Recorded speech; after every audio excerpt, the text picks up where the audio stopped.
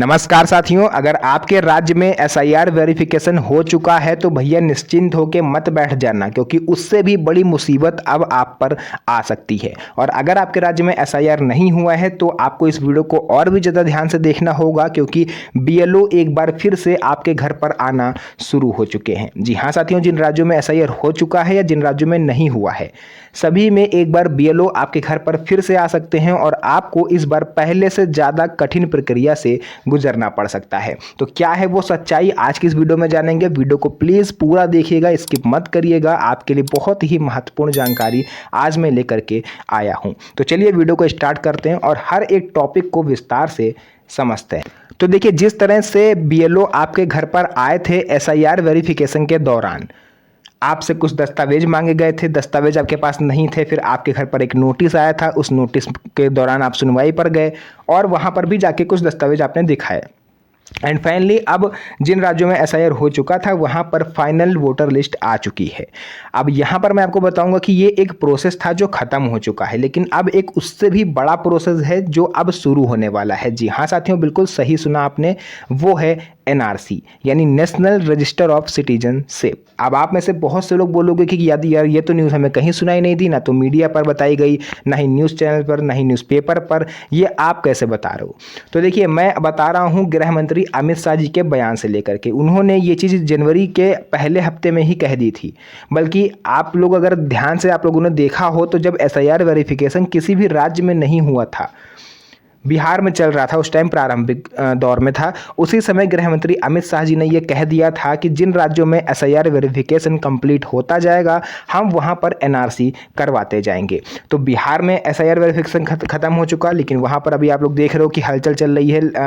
दिन दहाड़े आप लोग कह सकते हो कि वहां के सीएम जो है चेंज हो गए, है ना। बाकी राज्यों में भी लगभग चुनाव आने वाले हैं, लेकिन यहाँ पर मैं आपको बता दूं कि किसी भी समय गवर्नमेंट की तरफ से ये ऑफिशियल अनाउंसमेंट हो सकता है कि अब एनआरसी शुरू हो रहा है।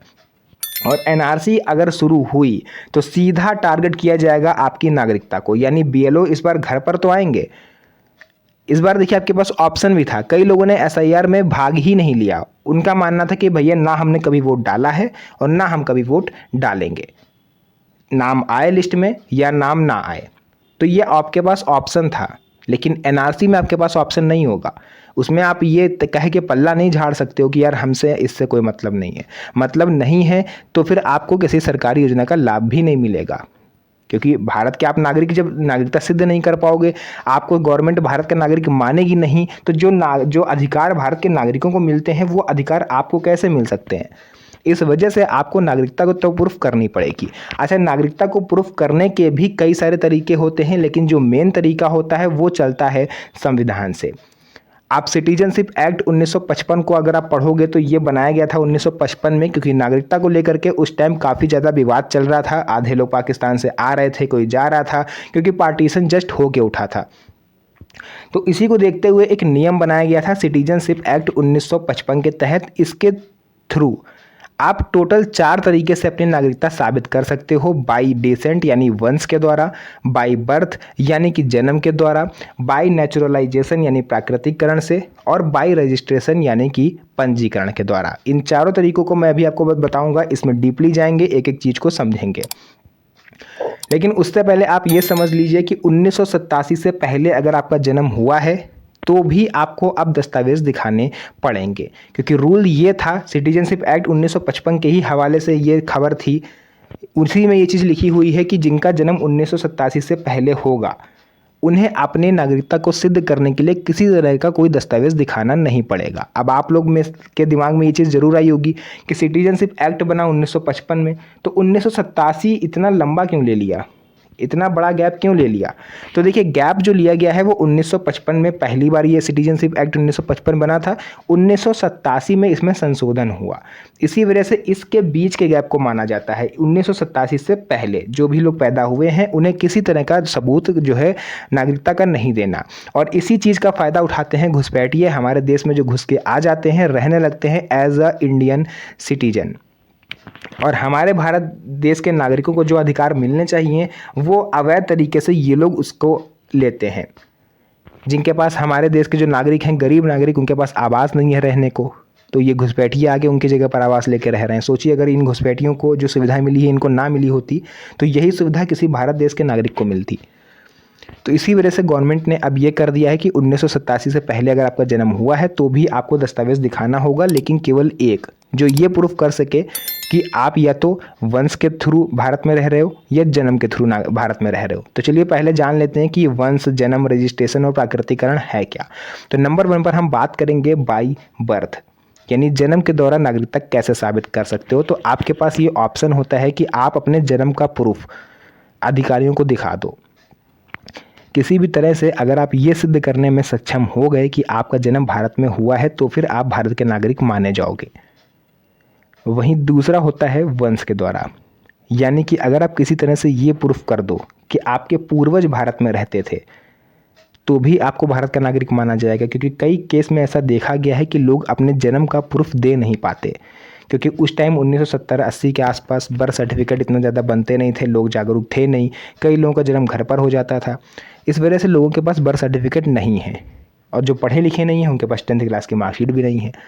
तो ऐसे में अगर आप वंश के थ्रू भी नागरिकता सिद्ध कर देते हो, अपने माता पिता का कोई दस्तावेज आप दे देते हो, ज़मीन, मकान, प्लॉट की रजिस्ट्री दिखा देते हो पहले की 1987 से, पासबुक है बैंक की, कुछ भी है, वोटर ID कार्ड, तो आप सेफ हो। तीसरा तरीका आता है बाय रजिस्ट्रेशन, यानी अगर आप कहीं बाहर विदेश में रहते थे और आपने के भारत के किसी नागरिक से शादी करी है तो आपको बाय रजिस्ट्रेशन के थ्रू भारत की नागरिकता मिल जाएगी। और चौथा तरीका यहाँ पर साथियों होता है प्राकृतिकरण, यानी कि मान के देखिए कि अगर भारत देश किसी दूसरे देश पर कब्जा कर लेता है तो वहाँ के जो नागरिक होंगे वो ऑटोमेटिक भारत के नागरिक मान लिए जाएंगे।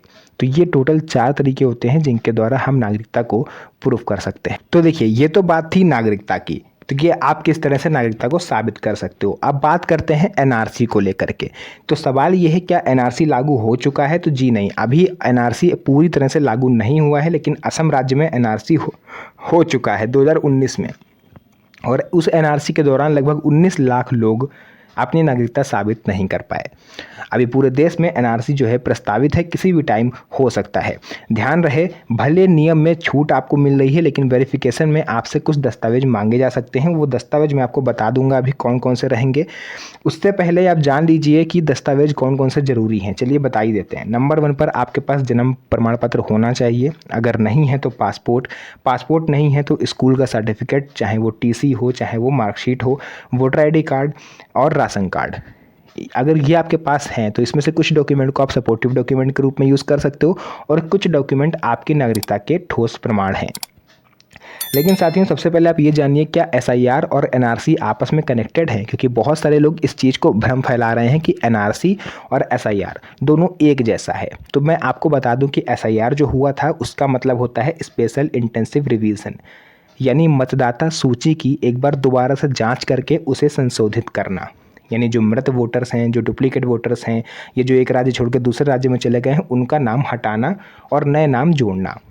लेकिन जो NRC होती है वो आपसे आपकी नागरिकता का सबूत मांगती है। आपको अंतर समझ में आया? SIR में आपसे नागरिकता का सबूत नहीं मांगा जाएगा, वो आपके पास ऑप्शन है, आप चाहे उसमें भाग लो या ना लो। लेकिन NRC में आपको भाग लेना पड़ेगा। आप भाग नहीं लोगे तो आपको आगे चल के प्रॉब्लम होगी, क्योंकि अधिकारी तो आपके घर पर आएंगे, चाहे BLO हो चाहे कोई भी अधिकारी हो। इसके अलावा साथियों डॉक्यूमेंट मैंने आपको बता ही दिए हैं। 1987 से पहले जन्म लेने वालों के लिए कुछ ज़रूरी बात है। बहुत से लोग सोचते हैं कि उन्हें कुछ नहीं देना। सच्चाई ये है कि हर जगह प्रूफ ज़रूरी नहीं होता है, लेकिन कुछ जगह आपको वेरिफिकेशन करवाना पड़ सकता है। अगर डॉक्यूमेंट खो गए हैं तो हम क्या करें, ये भी एक बड़ा सवाल है जो मेरी पिछली 2 से 3 वीडियो में देखने को मिला। तो आपके पास 3 उपाय हैं। नंबर 1 पर आप डुप्लीकेट सर्टिफिकेट बनवा सकते हो। अगर हाई स्कूल की मार्कशीट खो गई है तो आप जाके अपने जो भी कार्यालय है वहाँ से डुप्लीकेट मार्कशीट निकलवा सकते हो, या फिर आपके पास जन्म प्रमाण पत्र खो गया है तो आप उसका जो है अस्पताल से रिकॉर्ड निकलवा सकते हो। पासपोर्ट नहीं है तो वो भी आप बनवा सकते हो, जा करके डुप्लीकेट सर्टिफिकेट आप बनवा सकते हो। नगर निगम और स्कूल से आप रिकॉर्ड निकलवाइए, पुराने से पुराना अगर आपके पास है। कोर्ट से आप एफिडेविट बनवा लो कि सर हमारे पास कोई दस्तावेज नहीं है, मेरे डॉक्यूमेंट सब चोरी हो गए हैं, मैं जो भी जानकारी दे रहा हूँ वो सही है और इसमें किसी तरह की कोई गलती पाई जाती है तो कानून मेरे ऊपर जो भी कार्रवाई करेगा वो मुझे मंजूर होगा। तो आप एक एफिडेविट बनवा लो, वो भी आपका वर्क करता है। ध्यान रहे, एफिडेविट सिर्फ सहायक दस्तावेज होता है, ये नागरिकता का प्रूफ नहीं है। ज़रूरी सावधानियां जो आपको बरतनी है, सभी डॉक्यूमेंट में नाम की स्पेलिंग एक जैसी हो, यानी अगर आपका नाम आधार कार्ड में सेम है तो वही नाम वोटर आईडी कार्ड में हो, वही नाम हाई स्कूल की मार्कशीट में हो, वही नाम पैन कार्ड में हो। जन्मतिथि हर जगह मैच रहे, पुराने रिकॉर्ड संभाल कर रखें, फर्जी जानकारी बिल्कुल भी कहीं पर ना दें, और सबसे ज़रूरी बात, सरकार अचानक आपकी नागरिकता छीन नहीं सकती। अफवाहों और वायरल जो फेक वीडियोस हैं उनसे दूर रहें, क्योंकि माननीय सुप्रीम कोर्ट ने भी ये चीज़ कही है कि आप नागरिकता अगर साबित नहीं भी कर पाए, इन केस आपके पास डॉक्यूमेंट नहीं है और आपकी नागरिकता किसी भी तरीके से साबित नहीं हो पाई, तो भी सरकार को ये अधिकार नहीं है कि वो किसी भी व्यक्ति को देश से निकाल दे। तो कोई भी आपको देश से नहीं निकालेगा। स्पेशली जो हमारे मुस्लिम भाई हैं, उनको लेकर के लोग काफ़ी ज़्यादा उनको डराते हैं, फर्जी वीडियोस बनाते हैं कि मुसलमानों को देश से बाहर निकाल दिया जाएगा, ये कर दिया जाएगा, उनके साथ ये कर दिया जाएगा। तो आप ऐसी वीडियोस को ना ही देखें तो बेटर है, क्योंकि आप देखोगे आप डरोगे, कोई फ़ायदा है नहीं, क्योंकि सच्चाई ये है ही नहीं।